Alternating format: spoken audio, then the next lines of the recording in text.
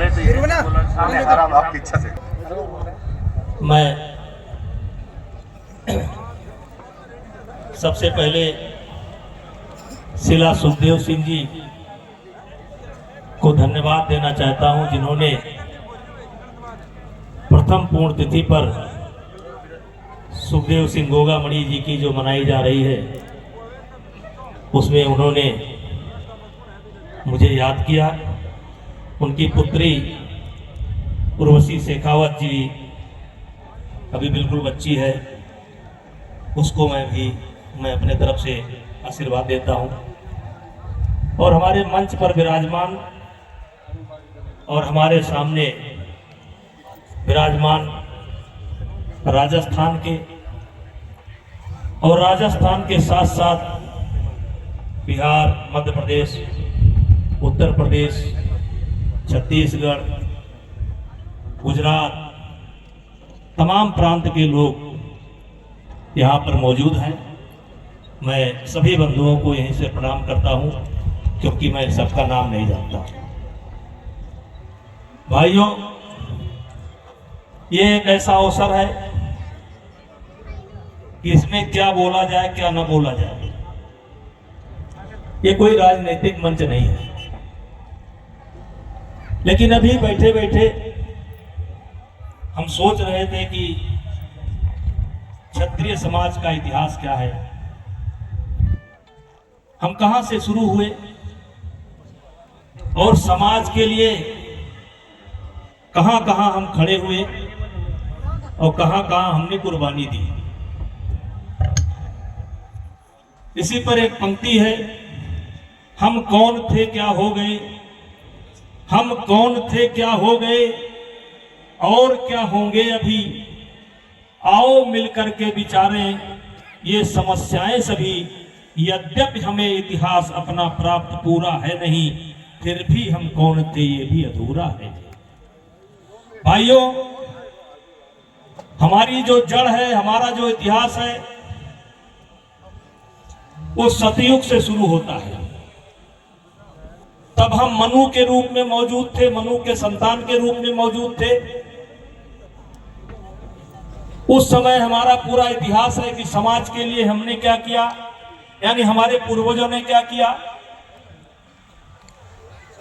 और सतयुग के बाद हम त्रेता में आते हैं तो भगवान राम का जिक्र जरूर होगा। और उस समय भी भगवान राम अहिल्या का उद्धार कैसे किया, सबरी को गले कैसे लगाया, निषाद राज हनुमान से कैसे दोस्ती की, लंका विजय कैसे पाई, और समाज के लिए जरूरत पड़ने पर सीता जी को भी निर्वासित करने का काम किया। और जब हम द्वापर में आते हैं तो कृष्ण के रूप में, पांडवों के रूप में हमारा इतिहास मिलता है। और जब द्वापर की बात आती है तो एक बात मुझे याद आता है। एक प्रश्न किया गया कि महाभारत का युद्ध कौन कौन सा योद्धा लड़ रहा था। बर्बरीक से प्रश्न किया गया, क्योंकि बर्बरीक उस युद्ध को देख रहा था, चित्रण कर रहा था।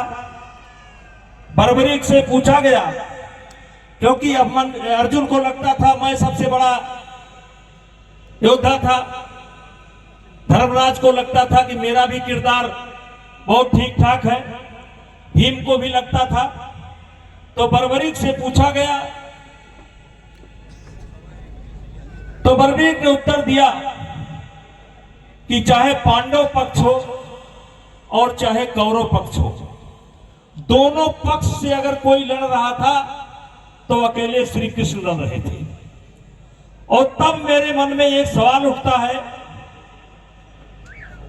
कि जब श्री कृष्ण ही लड़ते थे दोनों तरफ से, तो ऐसा एहसास होता है कि होनी को कोई टाल नहीं सकता है। और उसी महाभारत में श्री कृष्ण के होते हुए अभिमन्यु का पद होता है। और इसके बाद आज गोगामणि जी हमारे बीच में नहीं है, और इससे यह स्पष्ट होता है कि हर आदमी की एक समय होता है, कितने समय तक किसको कहां रहना है। न कोई मरता है न कोई मारता है, कितने समय तक किसको रहना है, और उसमें वो व्यक्ति कैसी भूमिका निभाता है। मेरे भाइयों, समाज में 3 प्रकार के आदमी पाए जाते हैं। बोलूं कि कम करूं, संक्षेप करूं? समाज में 3 प्रकार के आदमी पाए जाते हैं। सबसे श्रेष्ठ पुरुष वो होता है जो अपने कर्मों से जाना जाए। सबसे श्रेष्ठ पुरुष वो होता है, ये सुनने लायक बात है, बच्चों को भी सुनना चाहिए, नौजवानों को भी सुनना चाहिए। दुनिया में सबसे श्रेष्ठ पुरुष वो होता है जो अपने कर्मों से जाना जाए। दूसरे नंबर का पुरुष वो होता है जो पिता के कर्मों से जाना जाए, और तीसरे नंबर का पुरुष वो होता है जो पत्नी के कारण जाना जाए। फिर से दोहराता हूं, सबसे श्रेष्ठ पुरुष वो होता है जो अपने कर्मों से जाना जाए। नंबर 2 वो होता है जो पिता के कारण जाना जाए, और नंबर 3 वो होता है जो पत्नी के कारण जाना जाए। तो ऐसे में मुझे लगता है सुखदेव सिंह गोगामणि ना पिता के कारण जाने गए, ना पत्नी के कारण जाने गए, वो स्वयं अपने कर्मों के कारण पूरे देश के अंदर जाने गए, इसलिए प्रथम श्रेणी के व्यक्ति थे। और इन्हीं शब्दों के साथ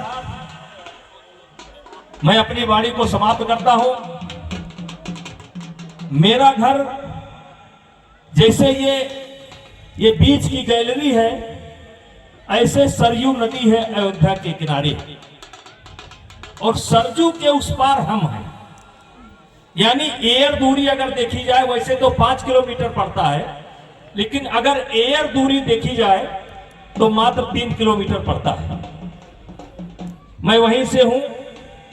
6 बार मैं सांसद हुआ, 1 बार मेरी पत्नी सांसद हुई, मेरा बेटा वर्तमान में सांसद है, एक बेटा विधायक है। मैं राम जन्मभूमि आंदोलन में भी थोड़ा किरदार मेरा रहा है। तो आप लोगों से यह कहना चाहता हूं कि किसी को यह मत समझिए कि मैं मंच पा गया हूं इसलिए मंच का इस्तेमाल कर रहा हूं। मैं मंच का इस्तेमाल नहीं कर रहा हूं। वैसे तो आप जाते होंगे, आपके रुकने की व्यवस्था होगी, राजस्थान के मंदिर भी बहुत हैं, लेकिन मैं सारे मंच पर बैठे हुए लोगों से कहना चाहता हूं, जब भी आप अयोध्या आवें, चाहे जितनी संख्या में आवें, मुझे याद करें। मैं आपके रुकने का, मैं आपके ठहरने का, मैं आपके दर्शन का सारी व्यवस्था करूंगा, और आपके आशीर्वाद से अगर आप नाम लेंगे तो कोई ना कोई मेरा पता बता देगा। वैसे ये शीला शेखावत जी से पूछ लीजिए, तमाम कार्यकर्ता हैं, पूछ लीजिएगा। आज मैं इस अवसर पर आप सभी को कभी भी परिवार के साथ आना हो तो जरूर मुझे याद करिएगा। मैं आपकी सेवा करूंगा, आपको भगवान राम का दर्शन कराऊंगा, अयोध्या का दर्शन कराऊंगा, और मिल करके आपको बड़ा आनंद आएगा। और इन्हीं शब्दों के साथ पुनः मैं सुखदेव सिंह गोगामणि को अपनी श्रद्धांजलि व्यक्त करता हूं, और एक पंक्ति याद आती है, उसको दोहरा करके बैठ जाऊंगा। कोई चलता पग चिन्हों पर, कोई चलता पग चिन्हों पर, कोई पग चिन्ह बनाता है, कोई चलता पग चिन्हों पर, कोई पग चिन्ह बनाता है, वही सूरमा इस जग में धरती पर पूजा जाता है। इन्हीं शब्दों के साथ सभी आए हुए अतिथियों को मेरा प्रणाम। हमारे अयोध्या का न्योता स्वीकार करिए। मैंने दिल से आपको आमंत्रित किया है, जब भी आप आएं, रुकने खाने दर्शन की पूरी व्यवस्था है। आपको पारिवारिक वातावरण दिखाई पड़ेगा। ये गई थी अपने शिला सुखदेव जी गई थी, घर पर मिलकर के आई थी। और इन्हीं शब्दों के साथ पुनः मैं अपनी वाणी को विराम देता हूँ। जय श्री राम। जय श्री राम। बहुत बहुत धन्यवाद सांसद साहब। हम सब आपके घर आए हैं। आपका जो वर्चस्व है वो किसी से छुपा हुआ नहीं है, ऐसे अखंड भारत में हो। इसके अलावा पीढ़ी तक यात्रा की उनका भी मान और सम्मान।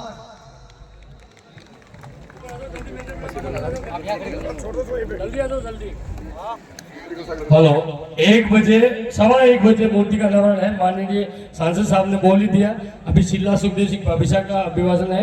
थोड़ी सी 15-20 मिनट बाद 1:15 बजे हेलीकॉप्टर द्वारा पुष्प वर्षा होगी और मूर्ति अनावरण होगा। जब तक थोड़ी देर और रह जाए आप लोग। महेंद्र सिंह के ऊपर आए। राजस्थान से सभी जिलों से पधारे जिलाध्यक्षों, आपकी मेहनत, आप सबको दिल से धन्यवाद। समय का अभाव है, आप सबको जो भी जिलाध्यक्ष आए एक एक करके ये आए और मंच भाभीसा तो सम्मानित करेंगे। और जिलाध्यक्ष ही आए जो बाहर से पधारे हुए राजस्थान के पधारे हुए जिलाध्यक्ष एक एक करके मंच में आएंगे, उनका सम्मान करेंगे, क्योंकि व्यवस्था नहीं बिगड़े उसका ध्यान रखें। और बाद में शिला सुखदेव